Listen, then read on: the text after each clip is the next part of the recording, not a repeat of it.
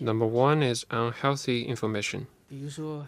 For example, vulgar, obscene, and money-worshipping content that affect the mental health of juveniles.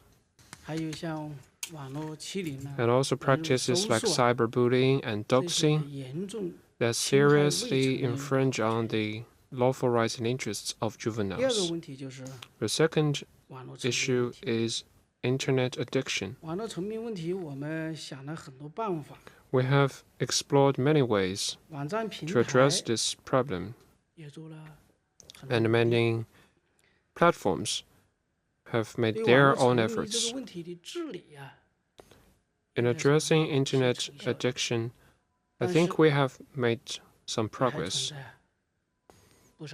But of course, there is room for improvement. For example, some websites and platforms do not have sufficient guardrails. So this issue has been contained to some extent, but is not fully resolved. The third problem is inducing incitement and execution of crimes online. For example, some people are using the internet to instigate juveniles to conduct violent crimes, fraud, or even suicide. Where some people have conducted obscene behavior targeting juveniles and of very serious nature. Our administration attaches great importance to protecting the healthy use of internet by juveniles. So we have mainly focused on the following aspects. The first is using special operations to clear malpractices across the board. Through the Qinlang operation, each year we will focus on problems and issues that have attracted huge public attention to address.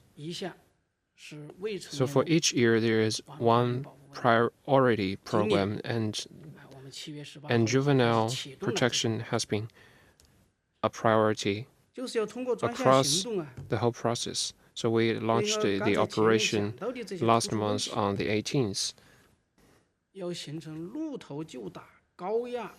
So we have maintained a high-pressure posture against all the malpractices I have just mentioned, to clear the hazardous and unhealthy information for juvenile. Second, we are strengthening the mechanisms to prevent addiction by juvenile. We have guided major websites and platforms to introduce juvenile model to restrict the length of use and interaction functions so as to effectively prevent internet addiction. The third practice is introducing online complaint filing channels to protect the rights and interests of relevant users. We have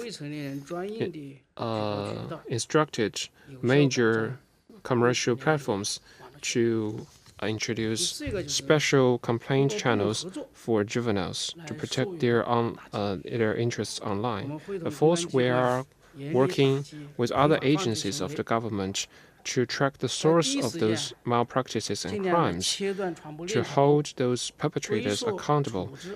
Together with the Public Security Department, we have taken immediate and timely responses to cut the transmission chain of unhealthy information. So going forward, we'll continue to strengthen two areas of work. First is improve our protection for the use of internet by juvenile. The second is to improve the efficiency of our work. So one is capability building. The second is efficiency strengthening. I can summarize our future measures into four aspects. One is establishing legal safeguards. That means to improve the legal framework.